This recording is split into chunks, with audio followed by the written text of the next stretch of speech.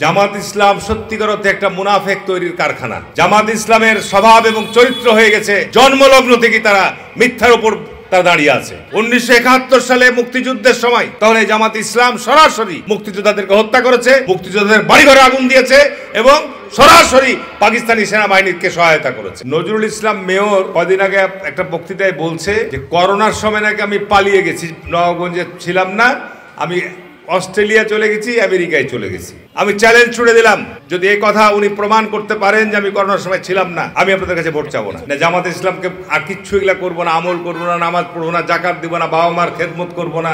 জামাত ইসলামকে ভোট দিলে জান্নাতে চলে যাবে, এটা কি যাওয়া যাবে? আগামী নির্বাচনে আমার সাথে করবে প্রতিদ্বন্দ্বিতা জামাত।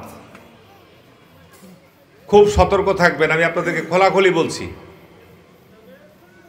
আপনি 5 ওয়াক্ত নামাজ পড়েন, রোজা করেন, হজ করেন, জাকাত দেন, আমল করেন, আল্লাহ যদি আপনার আমল কবুল করে আপনি জান্নাতে যাবেন, ঠিক না ঠিক?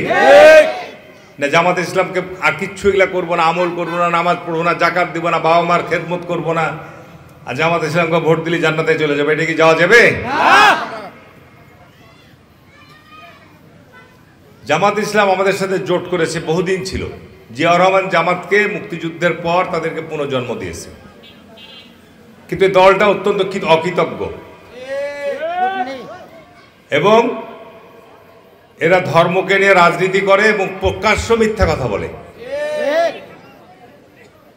আল্লাহ পাক পবিত্র কোরআনের মধ্যে সূরা বাকারা থেকে শুরু করে প্রায় সূরার মধ্যে মুনাফিকদের চরিত্র, মুনাফিকদের বর্ণনা দিয়েছে এবং মুনাফিকদের স্থান বলছে জাহান্নামের সর্বনিম্ন স্তরে। এই জন্য আমি আপনাদেরকে বলছি, আমি প্রকাশ্য মাইকে বলছি, আমার ভিডিও যাবে, জামাত ইসলাম সত্যিকার অর্থে একটা মুনাফেক তৈরির কারখানা।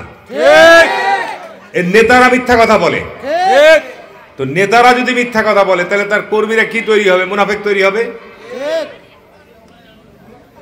আমি একটা ইউটিউবে ভাষণ শুনলাম, পৌরসভার একটা মিটিংয়ে, কোন জায়গায় আপনার তাদের সাবেক মেয়র জামাতের আমিরও ছিল, 3 বার ভোট করেছে শিবগঞ্জ এমপিতে শাহজাহান ভাইয়ের সাথে, তারপর ওখান থেকে এসে নবাবগঞ্জে আবার জামাতের মনোনয়ন পেয়ে মেয়রও হয়েছে।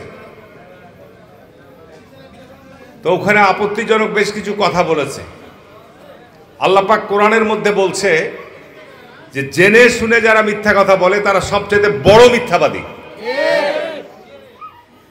কথা কি শুনছেন মনোযোগ দিয়ে? মিথ্যাবাদী 2 রকমের। একটা হচ্ছে যারা জেনে শুনে, আপনি জানেন, জেনে বলছেন যে কথাটা সে সত্য নয়, তারা আল্লাহ পাক কোরআনে বলে দিয়েছে যে তারা সবচেয়ে বড় মিথ্যাবাদী। আর আপনি না জেনে যদি বলেন, না যে কারোর কাছে শুনে বলেছেন, যে কারণে ওটাও মিথ্যা কথা বলা যাবে না, কিন্তু তারা হচ্ছে ছোট মিথ্যাবাদী। নজরুল ইসলাম মেয়র কদিন আগে একটা বক্তৃতায় বলছে যে করোনার সময় নাকি আমি পালিয়ে গেছি, নবাবগঞ্জে ছিলাম না, আমি অস্ট্রেলিয়া চলে গেছি, আমেরিকায় চলে গেছি। আমি আপনাদেরকে সাক্ষী দিচ্ছি, বিচার দিচ্ছি, যদি এটা মিথ্যা হয় জামাত ইসলামকে ভোট দিবেন না, আর যদি এটা সত্য হয় তাহলে আমাকে ভোট দিবেন না। কি কথাটা ঠিক না বেঠিক বলছি আমি? 2020 সাল থেকে করোনার আগমন, 2022 সাল পর্যন্ত করোনার প্রকোপ ছিল। পার্লামেন্টে 2022 থেকে হারুন এমপিকে আপনারা দেখতে পান নাই? পার্লামেন্টে ভাষণ দেখেন নাই? মুখে মাস্ক লাগানো, মাথায় টুপি লাগানো, হাতে গ্লাভস লাগানো অবস্থায় প্রতিদিন সংসদে আমাদেরকে করোনা টেস্ট করে ঢুকতে হতো নিরাপত্তার কারণে। আর উনি বলে দিলেন যে আমি নাকি করোনার সময় ছিলাম না, করোনা ফেলে দিয়ে চলে গেছি। আরো তথ্য দিচ্ছি আপনাকে, করোনার সময় তৎকালীন সময় এখানে ডিসি ছিল মঞ্জুরুল হাফিজ। বাংলাদেশের মধ্যে উনি করোনা নিয়ন্ত্রণের শ্রেষ্ঠ ডিসি পুরস্কার পেয়েছে, গোল্ড মেডেল পেয়েছে শেখ হাসিনার কাছ থেকে। ওই ডেপুটি কমিশনার মঞ্জুরুল হাফিজের সাথে কম করে হলো 20 দিন 30 দিন ভিডিও কানেক্ট হয়েছে। তার সাথে ইউনিয়ন পরিষদের চেয়ারম্যানরা যুক্ত হয়েছে, পৌরসভার মেয়ররা যুক্ত হয়েছে, আপনার উপজেলার চেয়ারম্যানরা যুক্ত হয়েছে এবং বিভিন্ন মসজিদের বড় বড় মসজিদের ইমামরা পর্যন্ত আমি যুক্ত করিয়েছি, এমনকি মেম্বাররাকেও যুক্ত করিয়েছি।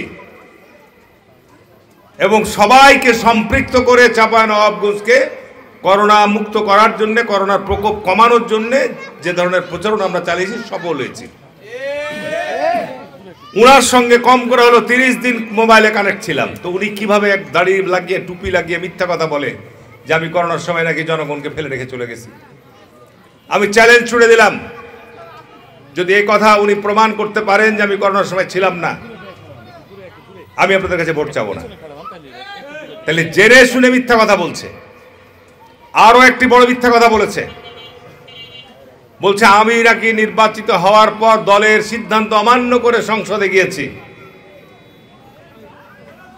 আচ্ছা, দলের সিদ্ধান্ত অমান্য করে সংসদে গেলে আমার দলীয় পদ থাকতো? দলে কোনো পদ থাকতো আমার? তারেক রহমান যখন সংসদ থেকে পদত্যাগ করতে বলেছে তখন পদত্যাগ করেছি। উনি মিথ্যা কথা বলছেন কিভাবে, যে আমি নাকি সংসদে উঁচা গলায় কথা বলতাম আর শেখ হাসিনার কাছ থেকে মাসোহারা নিতাম আর রাতের বেলা যে মাপ চাইতাম। উনি আমাকে দেখেছে কাজ করতে? উনি কি কাজ দেখেছে আমাকে করতে? জামাত ইসলামের স্বভাব এবং চরিত্র হয়ে গেছে, জন্মলগ্ন থেকে তারা মিথ্যার উপর তারা দাঁড়িয়ে আছে এবং মানুষকে বিভ্রান্তি করা তাদের হচ্ছে প্রধানতম কাজ। সামনে জাতীয় নির্বাচন আসছে, এই জামাত ইসলাম প্রতিষ্ঠা লগ্ন থেকে মানুষের সাথে বিশ্বাসঘাতকতা বেমানি করেছে। 1947 সালে যখন মুসলমানরা ভারত উপমহাদেশ বিভক্ত পাকিস্তান সৃষ্টির আন্দোলন করেছে, এই গোলাম আজম সেই দিন পাকিস্তানে তাদের জন্ম, এই গোলাম আজম সেদিন ভারতের পক্ষে অবস্থান নিয়েছে। 1971 সালে মুক্তিযুদ্ধের সময় গোটা বাংলাদেশের মানুষ যখন মুক্তিযুদ্ধে জড়িয়ে গেছে, তখন এই জামাত ইসলাম সরাসরি মুক্তিযোদ্ধাদেরকে হত্যা করেছে, মুক্তিযোদ্ধাদের বাড়িঘরে আগুন দিয়েছে এবং সরাসরি পাকিস্তানি সেনাবাহিনীকে সহায়তা করেছে। সাধু সাজতে চান?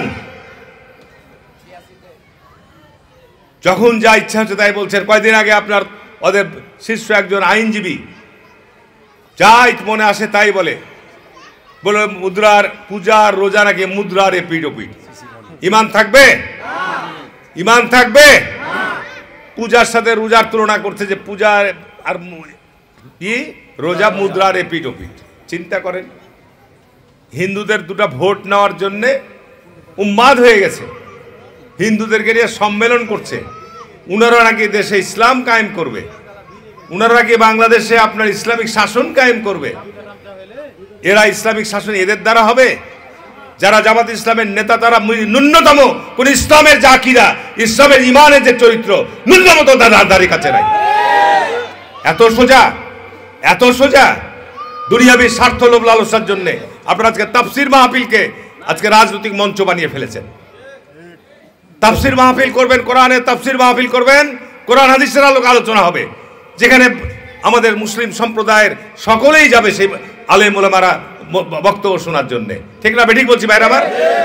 আর তাফসীর মাহফিল করছেন, জামাত ইসলামের মৌলবীরাকে নিয়ে এসে সেখানে হাত তুলাচ্ছেন যে আপনারা দাঁড়িপাল্লায় ভোট দেবেন কিনা।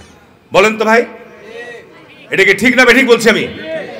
এই ধরনের কর্মকাণ্ড থেকে জামাতকে বলবো বিরত থাকেন। আপনারা গোটা বাংলাদেশে শুধু নয়, ইসলামের স্কলাররা এই জন্যই বলেছে ধর্ম নিয়ে রাজনীতি না করার জন্যে। ধর্ম নিয়ে রাজনীতি করতে গেলে ইসলামী উম্মার মধ্যে, মুসলিম সম্প্রদায়ের মধ্যে বিভক্তি তৈরি হবে, অনৈক্য তৈরি হবে, যেটি বাংলাদেশে হয়েছে। এই 85 বছর এই উপমহাদেশে জামাত ইসলাম কোথাও স্থান করতে পারে নাই, বাংলাদেশেও পারবে না। বা যখনই জামাত একা নির্বাচন করেছে, 3টা নির্বাচন, এখন ওরা স্বপ্ন দেখছে ওনারা কি ক্ষমতায় যাবে।